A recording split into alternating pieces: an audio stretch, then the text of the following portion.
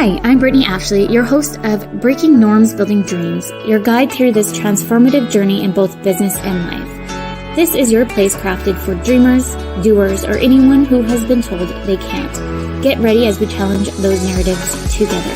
You're tuning in live to the United Public Radio Network, airing on 105.3 and 107.7 FM in New Orleans. We are streaming on all the popular platforms every Monday at 3 p.m. Eastern Standard Time. Join me for a candid and thought-provoking conversation celebrating your unique journey because you are worth it. Good afternoon. Welcome to Breaking Norms, Building Dreams. I'm your host today, Brittney Ashley.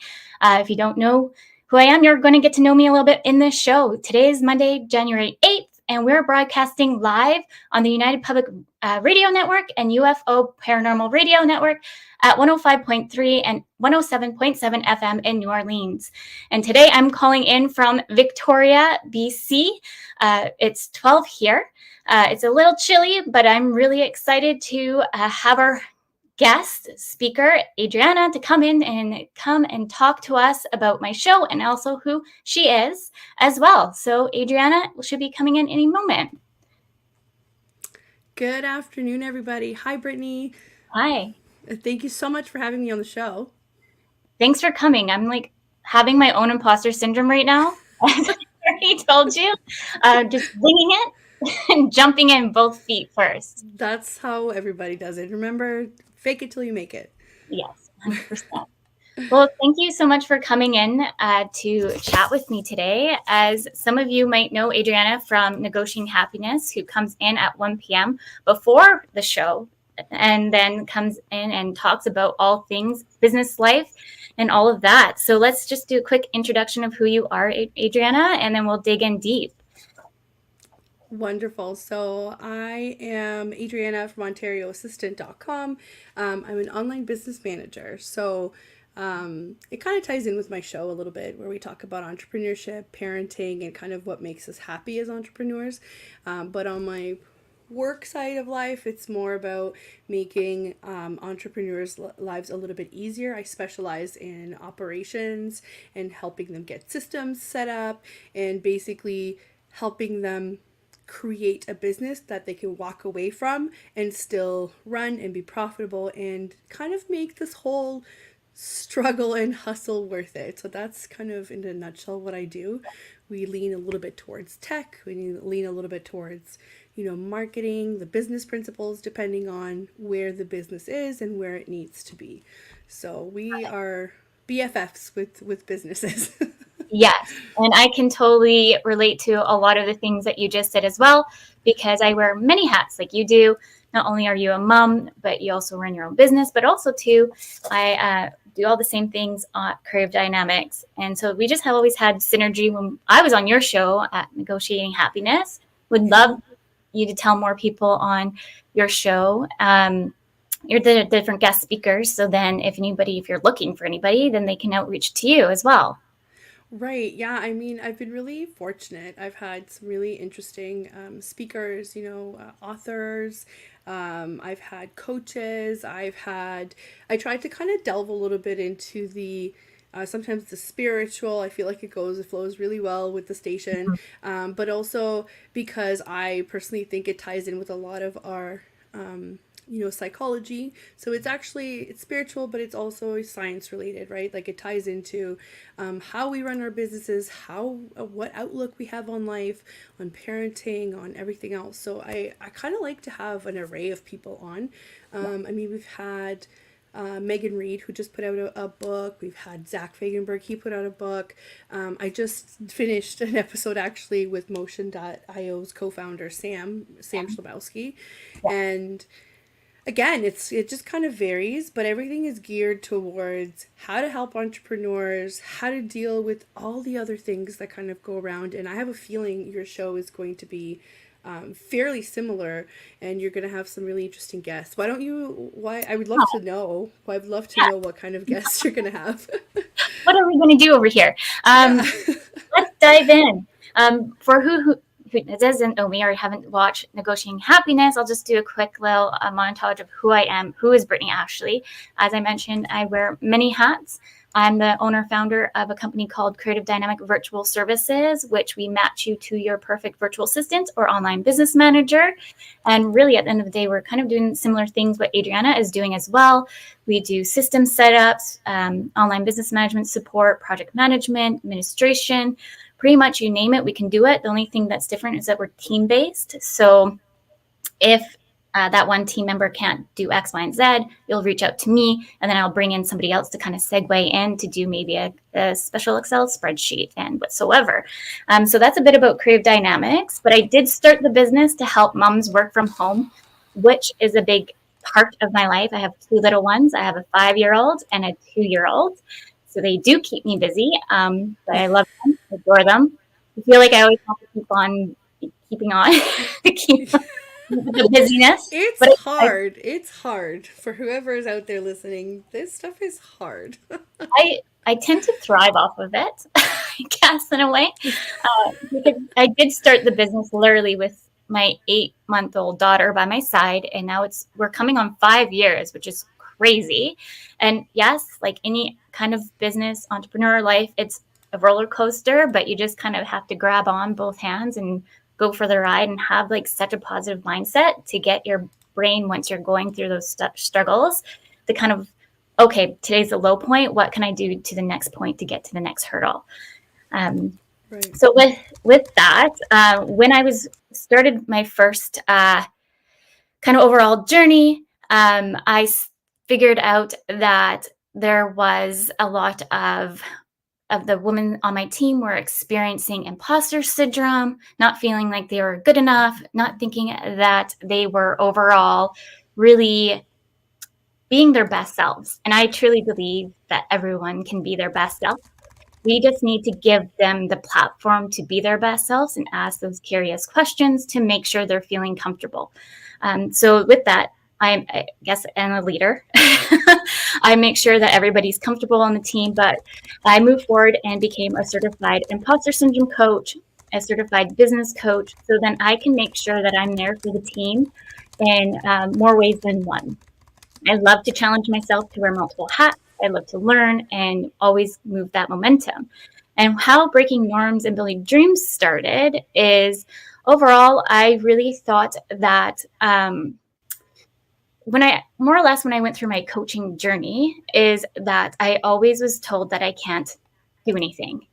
And I think that's kind of where I'm like, no, I can tell myself that I can't do anything, but you don't have the right to tell me yes or no kind of situation. And then, oh, you're going to say something, Adriana? No, I was just thinking, like, how many women go through that? How many women are told that? Like, this is such a relevant point of your show, I think. And mm-hmm. I think a lot of people will resonate with it, right? Like, how many times have you been told, oh no, like you're not going to be able to do that, or just no, without any explanation, you know, like you've just been turned down for whatever opportunity without an explanation. I think this is why your platform is so important, to show people that, hey, I've gone through exactly the same thing. This is how I navigated, and this is how we're not gonna like gatekeep. We're not gonna, you know, we're gonna help each other out to get where we are. So this is amazing, and I'm so glad that I'm able to be on your show.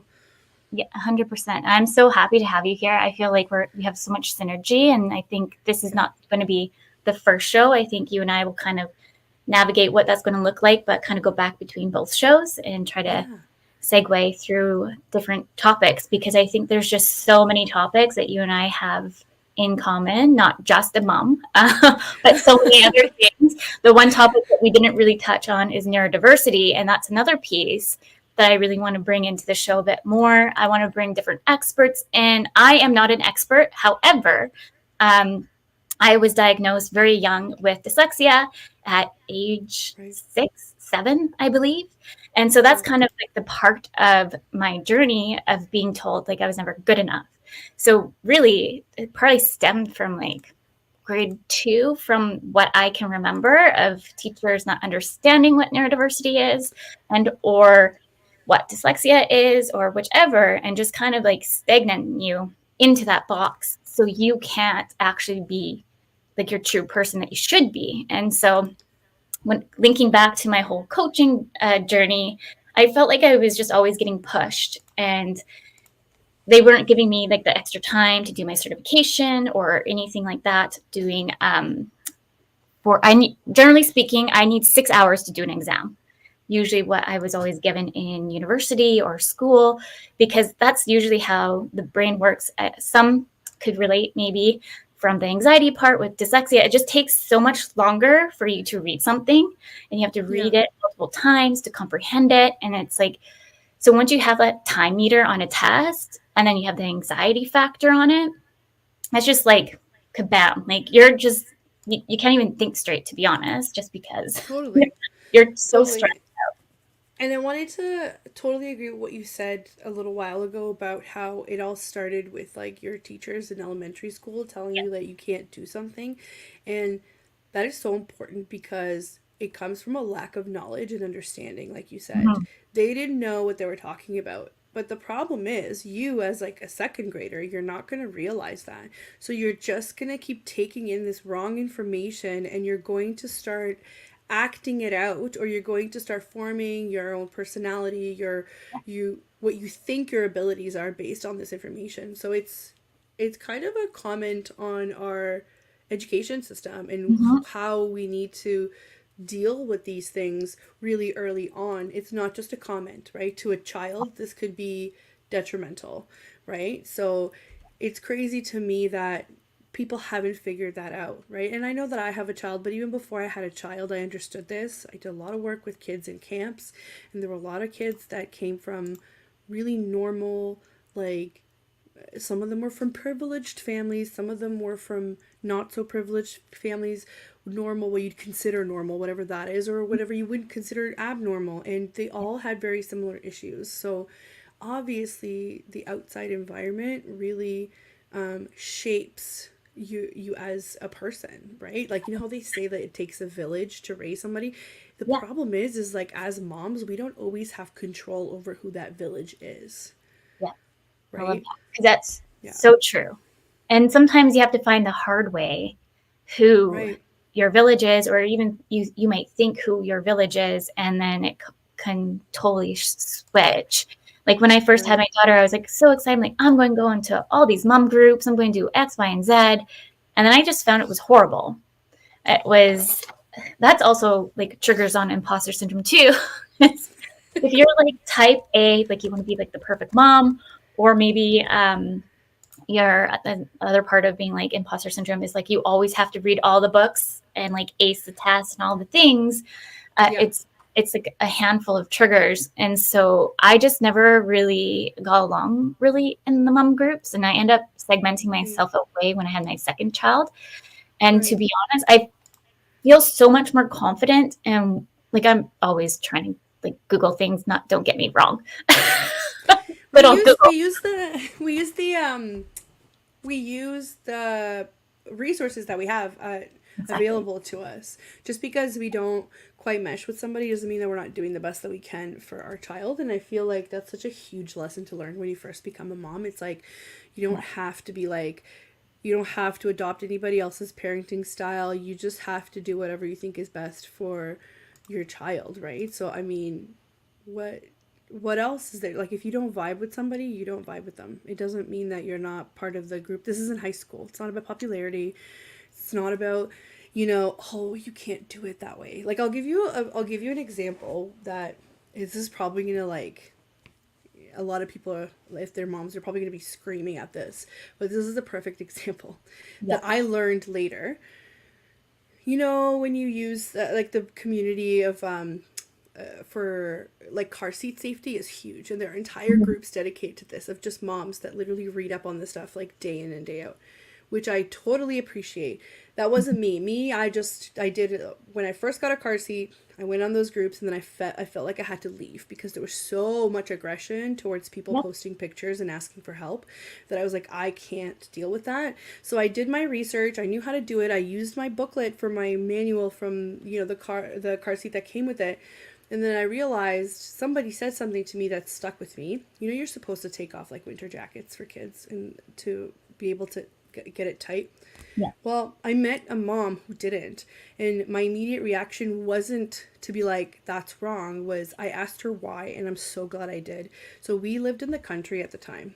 So she said to me that it takes like 8 to 10 minutes sometimes for a ambulance to get dispatched from a different town, because we were so small, we didn't have our own, that if something happened and she was unconscious and she couldn't get to the back, and it's the middle of winter and there's like snow whiteouts everywhere, that ambulance might not make it there for like an hour, and your kid could literally die from being too cold in the car, or to getting hypothermia or whatever else, right? So she weighed out the risk factors and said, we live in the country. This is where I drive most of the time. My kid's going to have their, she's like, I don't buy the huge puffy ones, but they're going to have their winter jacket on, and I'll put it as tight as I can.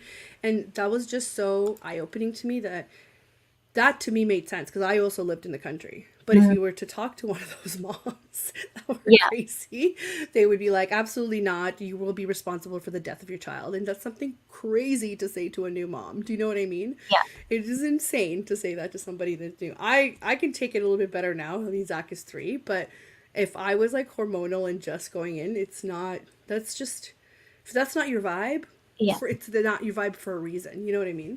Exactly. And it's maybe how you think about asking curious questions than just full on attack of like, that's right.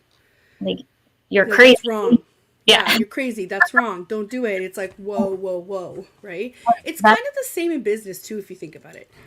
Yep, 100%. And that's like the things that we were practicing with.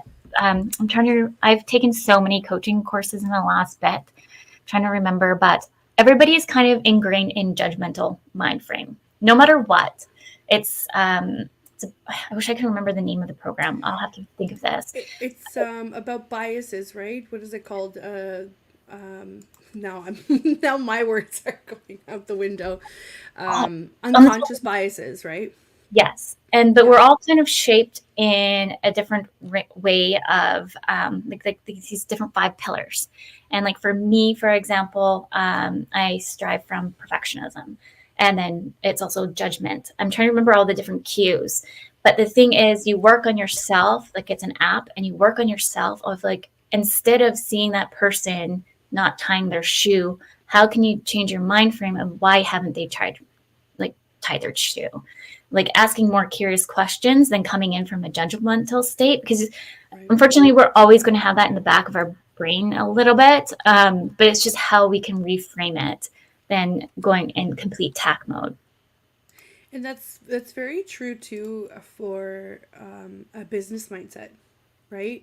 Like it's the same way. It's the same thing with trying to reframe things, trying to reframe questions or issues that you might have, and that works a lot in my field too. Like when you have an issue, it's not necessarily an issue. It might be an opportunity for me to literally unpack all of your operations and just detangle everything and make everything work 10 times better.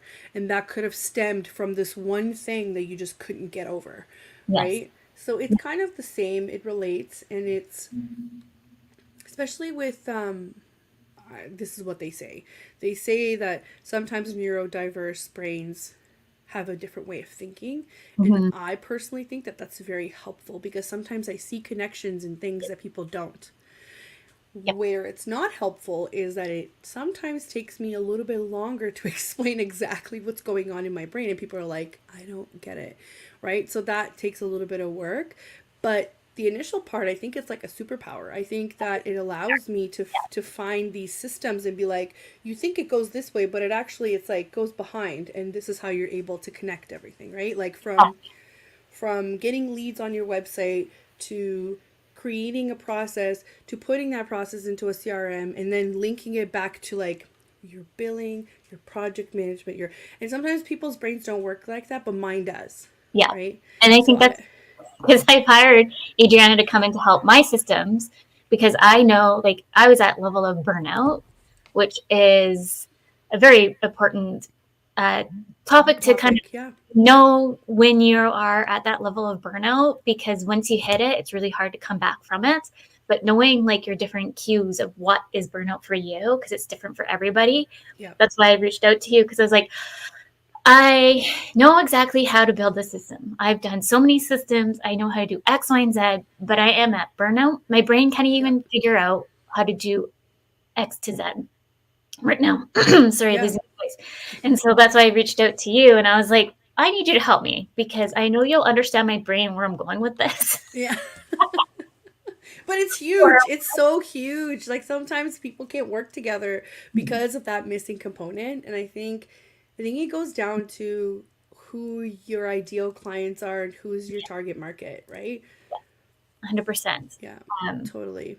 And again, it's not that because you can't do it. And I find that with a lot of entrepreneurs, especially moms, Yeah. because we're geared towards like, we're expected to do so many things at the same time, and we're told that like you can just multitask. But now, knowing better, we know that the brain can't actually multitask. You're just using very little bandwidth for everything instead of being super efficient at something else. But that's what's expected of moms. So I feel like if you take a mom that's also an entrepreneur and you like combine it together, you're going to get somebody who's like, well, I can do my own graphics, I can do my own socials, I can build my own website, I can build my own system. It's like, yeah, you can, but should you is like a totally different question of Yeah. like, I've been there too, like right where you are, where it's like, I need help. Like, I need help badly. I need somebody to take these pieces away from me because my brain just can't function anymore and then still be productive at what the actual client work is, right? Yeah. 100%. Totally. I would want to circle back to one of your comments about the school districts. This might be a hot topic for a lot. As a mom who just has a little one going to kindergarten their first year, I'm very like hyper vigilant on like all the different things that are like what I need to do in place, because like I mentioned, like I was diagnosed at a young age with dyslexia. And so with all my kids, I put them at a very young age to Queen Alexander if they weren't hitting the milestones. And I just really want to reiterate to people, it's good to like kind of watch the milestones, but you don't have to like be like, oh, like sitting there with a checklist. And I wasn't necessarily doing that, but I know that with the QA, that you need to make sure you reach certain milestones, and it's good to gauge it now, because then you can get that support right away with them, versus if you fall into the system, because there's systems, you can't get that support and you have to wait until they get to a certain age. So both my kids actually have been with the QA at least, I would say my daughter has been with the QA since 8 months, maybe 6 months, actually, 6 months.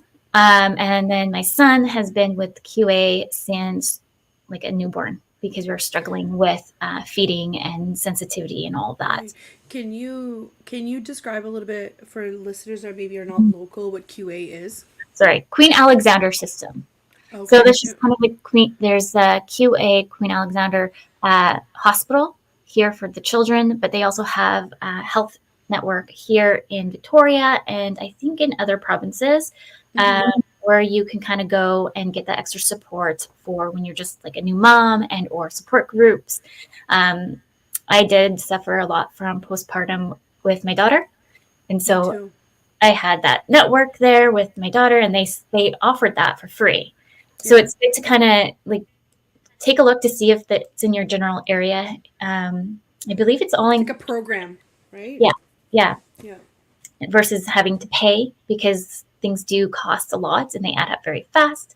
But going back to that, both kiddos have been in the system for a very long time. And so I made sure that my daughter did a little bit extra assessments before we moved forward and got her ready for kindergarten. And now we have all this stuff in place. So if because dyslexia is hereditary, ADHD is hereditary. I didn't know that. I mean, I can believe that, but I didn't know that dyslexia was. That's interesting. Apparently, I'm not an expert by any means. It's just called. No, everybody needs to do their own research, but this is what we've read. We will bring in experts, I promise you, on the show who can educate more. But this is just from my Google searching of Google land.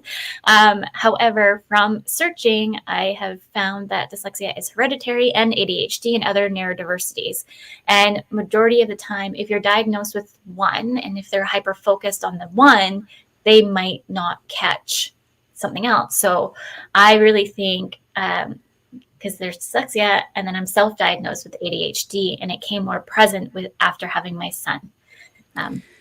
Can I make a comment on that? I know that you were so careful to say that you're self-diagnosed with ADHD. So it's not like a trend. I want people to understand this. When I contacted my doctor about getting diagnosed with ADHD, he basically looked at me and said, well, I can either give you a questionnaire that you can fill out, which is a one-page questionnaire, or we can get you on a list to talk to a specialist at some point. That might be next year. And then they're going to have to do a bunch of assessments with you. And then. And it was like completely not feasible, not approachable.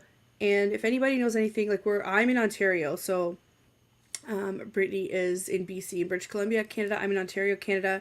I feel like Canada has a problem with accessing specialists, because it is true certain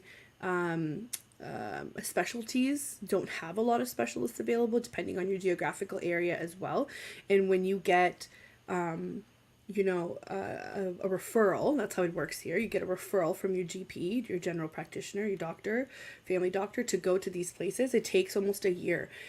So what he did is he just did this questionnaire, and I feel like saying that too, that I am self-diagnosed, but doing all the research and like listening to people like you that have more experience in it, and basically ticking off boxes of like, yeah, that happens, and then having aha moments of like, I got flashbacks from university when I was like, what is wrong with me? Why can't I just sit down and do it? And I had such a hard time. And when I did it, it wasn't that the content was hard. I loved the content. I did really well. It was just that issue of like dopamine, serotonin, like the lack of, and I didn't know what to do. So I just went through university and struggled and made it extra long because I didn't know I had that. So that's kind of like a really long-winded what's going on in our healthcare system that we have to self-diagnose. You know what I mean?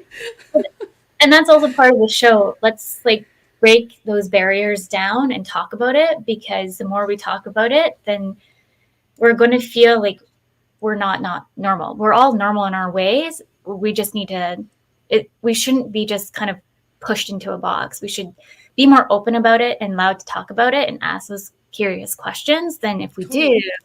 And then we're just kind of looked like, why did you ask those weird questions? Like, it's not a weird question. Like, I have a very old school doctor. So I already know if I go in to ask him to do this, he'd be like, you're fine. What? You're fine. You're too young to, like, I already know his little spiel that he Spiel, yeah, the spiel. I love there was, I really wish I saved this creator. It was from TikTok. And she was literally like making a joke out of it, but she's a female, so she would literally go in, doctor, I have pain with this, and the doctor would go, yeah, it's because you have a uterus.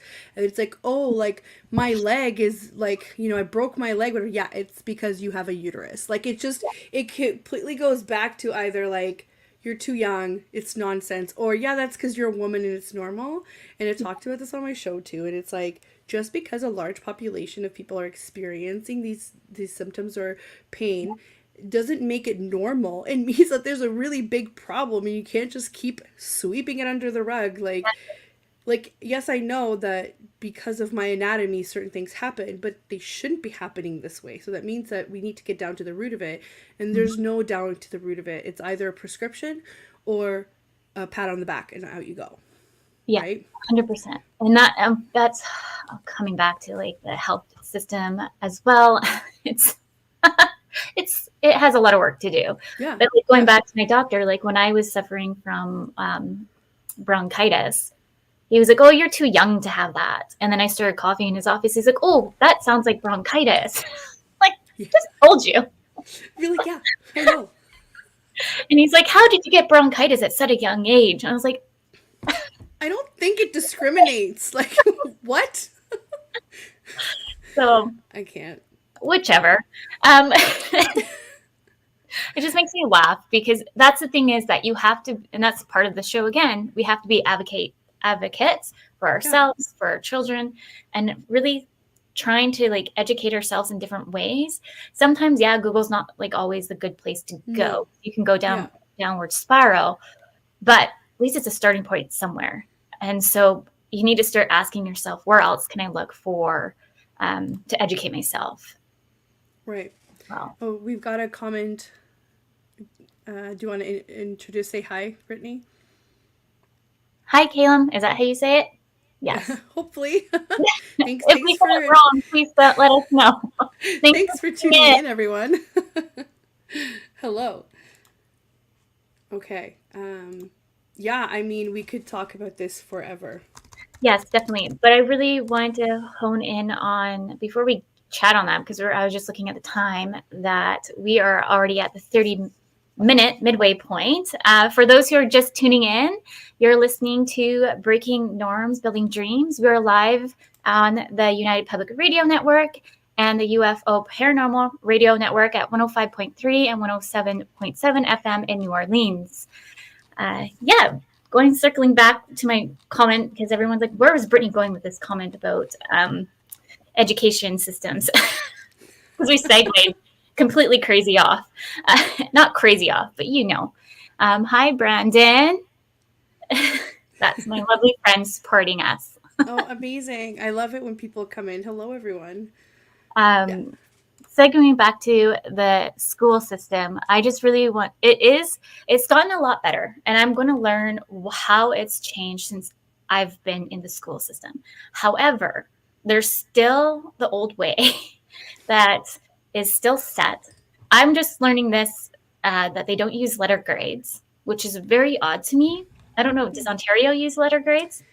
Um, I think for the well, last time I checked, I think it was for the elementary grades, but then once you get up to like grade 8 and on, I think in my old school, grade 8 had a combination, and then high school is all percentages. See, I have mixed feelings on this. Let me tell you. That's great. Okay, I love it. at first, like I'm like, oh, like maybe I have to always be a perfectionist as like my A's and whatever. But I've been watching so many shows on ADHD. Apparently, that's part of the trigger for women is being like the perfectionist of steady grades. Yes. Apparently, Yep. so just I can again, relate. I can 100% relate. Yep. right? So Yep. I do think having those expectations though of certain letter grades is crazy to me. However, now you're preparing the younger generation. It's not to not care about letter grades, but how are we priming them when they go to university and then all of a sudden We're not. you have to do? No, I think we've gone backwards now.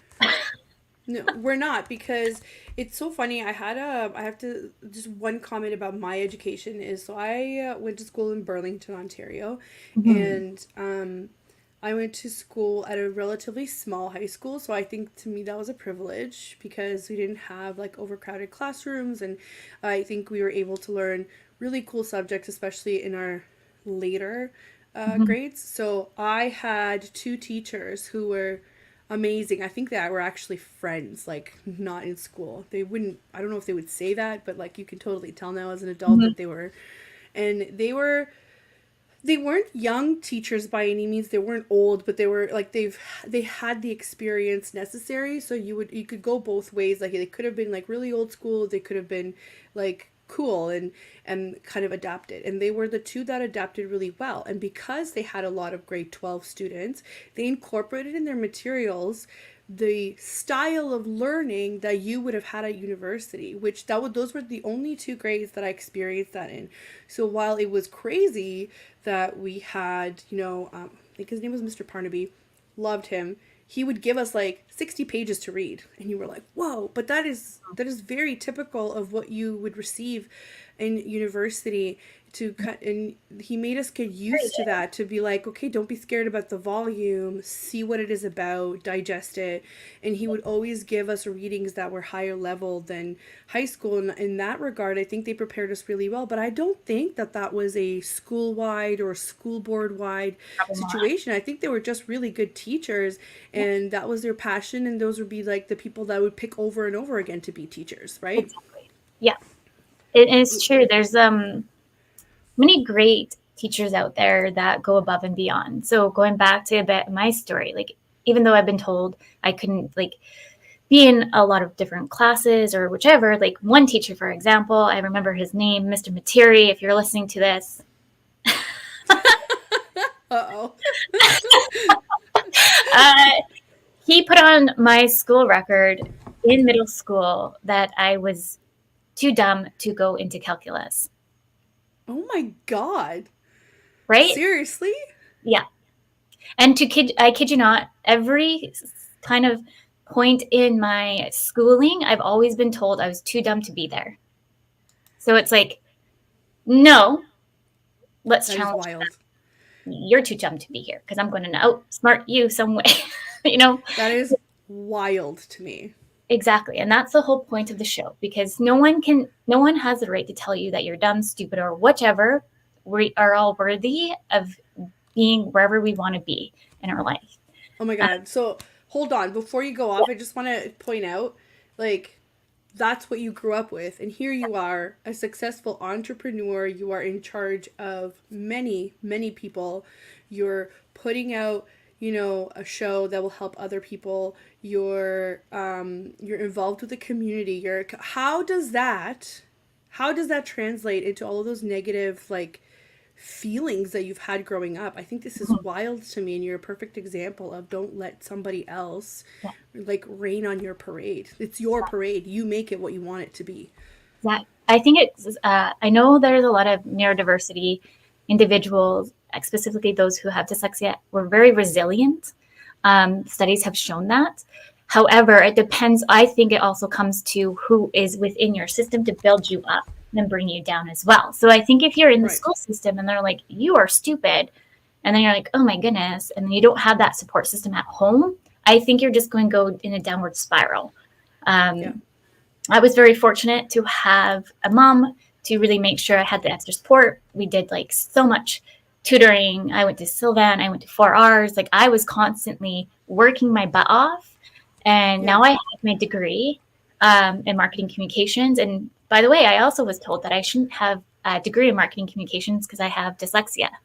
And I challenged that. How does that even, who told you that? I don't want to name names. Oh, no, sorry. Like, in your life, like what stage was it at? In university. Oh, in university. So like somebody that was like an official in university had said that to you. That is wild to me. So you have an undergrad in marketing and communications. Exactly. Yeah. Right. I have my diploma in tourism hospitality, undergrad in marketing communications, and now a certified business coach and imposter syndrome coach. And that's the thing, like, I think that's part of the initiative of the show. Like, we're going to see so many different stories that I'm so excited to bring all these different guests in to really challenge the narrative, because we can make our own narrative. So, of course, going back to Mr. Materi, like, I don't mind saying his name. Apparently, he's been fired. I've heard for good measures. I didn't say that. It's fine. But it's been told that he's what I've heard anyways, very very negative person to students. And the thing is, when students are going through the changes of life, like, there's just so much change as an individual, and then you're always getting honed down that you're not good enough, like you can't thrive. So he put on my school record before I went to high school to put me in essentials. So essentials math. For us it was different. You mean, so you have different levels of classes? The essentials was the first level, right? Yeah. Okay. Yeah. And so he said, make sure you put Brittney in this class. And for whatever reason, I was put in calculus. And I got pulled out. by Mr. Grennis, and love him. My favorite math teacher. Right. Uh, and actually, I'm really good friends with his daughter. Yeah. And then Mrs. Peru, Mrs. I remember these names. You Oh really my remember God, that's so funny. that, really supported you. Mrs. Lee Yeah, Hu and my mom. And so that's they pulled me amazing. out and they're like, we have X, Y, and Z on this document. What we want to ask you, what do you want to do? I'm like, I'm staying here in this class because I believe I belong here. Right. Totally. And again, I think this kind of comes down like on the system first because they're the ones that we're interesting that we're putting your kids into on the system first. And second, as an individual, like as a teacher, if you know that there are certain things that you can't stand or can't deal with in a positive manner and that's part of your job, Mm-hmm. then you shouldn't be in that job. You're working with really young minds. It is not appropriate. And that Yeah. comes down to accountability, like professional, individual self accountability. I would feel horrible if one of the kids that I used to be in charge of at Mm-hmm. camp would come up to me 10 years later to be like, you totally told me this and this affected me until like I went to high school or something. I'd be like, oh my God, I'm so sorry. Like I'd be horrified. Yeah. Here we have another comment here. Brandon. Brandon's just going to give us so many comments. Thank you, That's Brandon. okay. Go ahead. It says, Go ahead. Mr. Curtis, my middle school history teacher, will always be my favorite. Love that guy. Oh, You amazing. you really remember the good teachers. Like Mrs. Brown Yeah. was my grade 1 teacher. Mrs. Lee, who I mentioned, was actually in my middle school. So she in I know they call it something else now, but it's kind of like where you get extra help when you need extra learning, extra time to do tests. I think they're all named differently based on the program in the school and whatever Yeah, else. I can't remember the Yeah. name of it. Oh, the Learning Disability Center. I'm Oh, like, okay. that name Yeah. needs to be changed because And again, like it's funny. So my perspective will totally be different than yours or the next person's. But my perspective is this: like I grew up thinking that there was nothing wrong with me. And while that's a comforting thought, I struggled a lot through a lot of different phases. It was never the content, it was how I was going about the studying, the reading, the whatever. Mhm. In high school it was okay because I feel like it worked with my brain and they were like little bite-sized like pieces. But once I got to university, I performed really well where I understood the content. I for the most part it's great. My degree is actually in criminology, sociology, Yeah, I remember. that kind of thing. So there's a lot of reading and a lot of papers.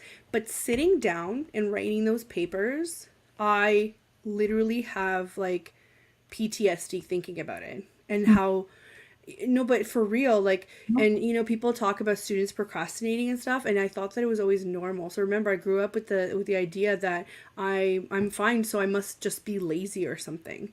Yeah. So I would sit there and I would procrastinate, and I would even say this to my mom. I was like, I'm not even enjoying the time that I'm taking from not doing this. I'm sitting there just like making myself feel horrible thinking that you're just lazy, that's why you don't want to start this. And here we are thinking that no, you just needed to go a different way about it. Your brain needed dopamine in order to like rev up to do it, because Yep. once I sat down and did it, it was like bam, done, great, check.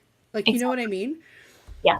I think, and that's such an important, thank you for sharing that with all of us. I think that's such an important conversation to be told, to start talking more about, because I, I was always kind of because we had to give a yellow piece of paper to our teacher to let them know that I need extra support. It was always the start of the very first of every class, and I had to walk up and give the yellow piece of paper, In and front of everyone everybody else. in front of everybody. Oh my God. And it's how do you like to traumatize people? Why couldn't you? Because they're not thinking about it. They're just Exactly. thinking about the process. It's like, oh, how do we let the teachers know? Well, that actually should be an internal process that Yeah. you need to deal with. You can't be putting that on the students in front of the other students. And I know there's going to be people in the comments and call us snowflakes and whatever else, but I truly think that when we put these processes into place, Mhm. that it's the people that don't have experience with it or don't understand. The moment you said that you had to walk up with a yellow piece of paper, my brain went, all those students know what that piece of paper Oh means, yeah, exactly. right? And then you have to live with it every day. Exactly. And then you're already labeled. Because in our school, like I assume too, you had to learn French. Mm-hmm.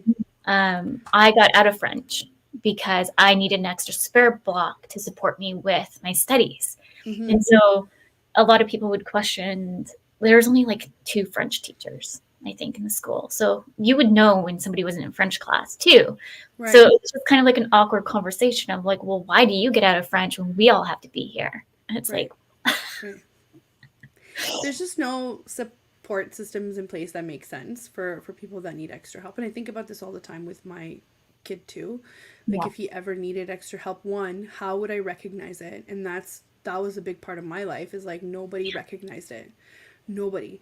Like the people in my life would just kind of mirror what I was saying to myself. It's like, oh, well, you just kind of have to like sit down and do it. Like, if it was that easy, do you not think that I'd be sitting down and doing it? yeah, Like, now, as an adult, I've learned some coping mechanisms and I've learned how to go about making myself, like, my brain just get into gear the hmm, moment I want it to. Like, when you take initiative, that's when I want my brain to be on.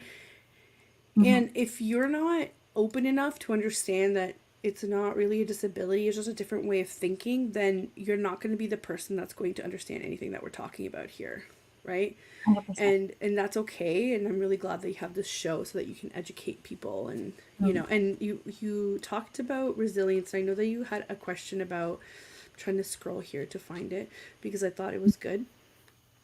um the how crucial is it for individuals to challenge conventional thinking or societal expectations in carving out a fulfilling career or business? So when I see this question, I think of you as well. Like, you're a perfect example of, like, you were resilient.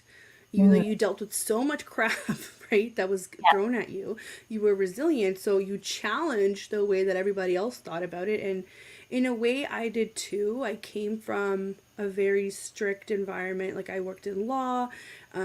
It wasn't the best experience. I loved the work, but not the hierarchy and the people, to be honest. And it was always like well, like, you're just gonna be a clerk. Anybody that knows, like, in Ontario, you're licensed to be a paralegal, and the how would I explain it? If you ever see a physician's assistant versus a doctor, it's kind of the same. You're allowed to practice in some areas, but not quite fully as a doctor. So I went to school and I got my postgrad on top of my undergraduate degree, even after I swore I was never going back to school. And I was like, no, I'm going to do it. And I did it. And then I was like, okay, now what? The conventional way is like, okay, now that you have this degree, like, you just have to work as a paralegal for the rest of your life.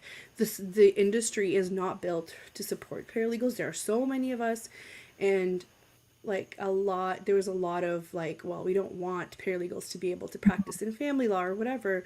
There's a lot of clash between, like, the lawyers and whatever else. There's some that embrace it, some that don't. And the reason why they put paralegals in place is to alleviate a lot of the legal areas for people who can't afford, right, to get a lawyer or whatever else in these very common situations, like landlord and tenant board issues, or Mhm. small claims court and whatever. So in Yeah. theory it makes sense, but in practice it doesn't. So I kind of came out of it being like, so I'm just going to be a clerk for the rest of my life. Not that there's anything wrong with it, but you can be a clerk without going to school and without getting all the certifications and licensing and what, like, you have to jump through so many hoops. So then I said, you know what, I'm going to challenge this, like, that's what you went to school for, that's what you are going to become. And it was like, I'm going to work for myself, period. And a lot of people were like, what do you mean? Yeah. Like, what are you going to do? And I'm like, if you think that I'm not using the knowledge that I learned from my work experience and school, you're wrong. Yeah, I really think that the world is going to be changing. I keep saying this, especially for the next generation, that we're going to see more entrepreneurs than ever. Uh, the regular 9 to 5 is going to kind of switch. I don't know what it's fully going to look like, but Yep. there's just going to be so many more entrepreneurs out there killing it, because at the end of the day, if you look at it, like just getting 2 weeks off throughout the year when you're really always busting your butt, like, because I used to work in the tech industry, and I'm just kind of, I would stay late, bring work home, and then it's just kind of like you didn't get like acknowledged for it. And it's like, Nope. why am I doing this and busting my butt when nobody really cares? So like I started going down like in a cycle of like depression, really, because Right. I wasn't being challenged. I was depressed. It was just not a good situation. And luckily I had my daughter and brought me out.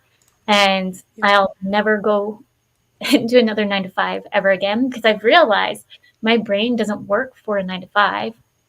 I'm such an entrepreneur because I love to do so many things. I wear so many hats, but I know how to switch in and out really fast. That's what Yeah. I'm really good at doing. So yeah, It's job satisfaction. I've said this before too in my show. It's like, if you don't get job satisfaction, do you really think you're going to last 30 years? exactly. You're not going to. I promise you. And if you do, you're going to be this close to losing your goddamn mind.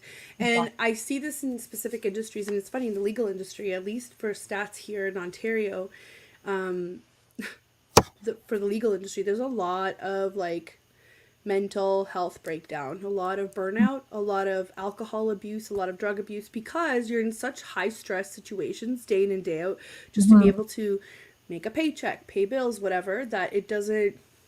Imagine those people being at the top and you working on like your way up from the bottom. Of course nobody's going to pat you on your back. Of course nobody's going to like realize what you're doing. They're dealing with their own things.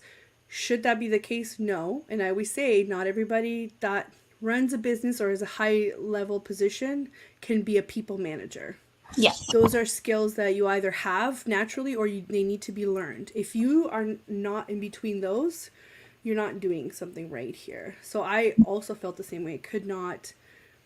Wasn't getting the satisfaction that I wanted to, even though I knew I was working my butt off, and I really loved law, and I really loved, it's like solving pieces or like reacting in an appropriate way to a problem. You're trying to bring them the solution. So in a Mhm. way, I kind of took that and I made it into now, like, I'm bringing solutions too. Do I use certain legal things sometimes? Yeah, I do, because I can navigate the systems that are in place. But that was my experience too. It's like, why would I be sitting here for 30 years if I'm not getting anything out of it, right?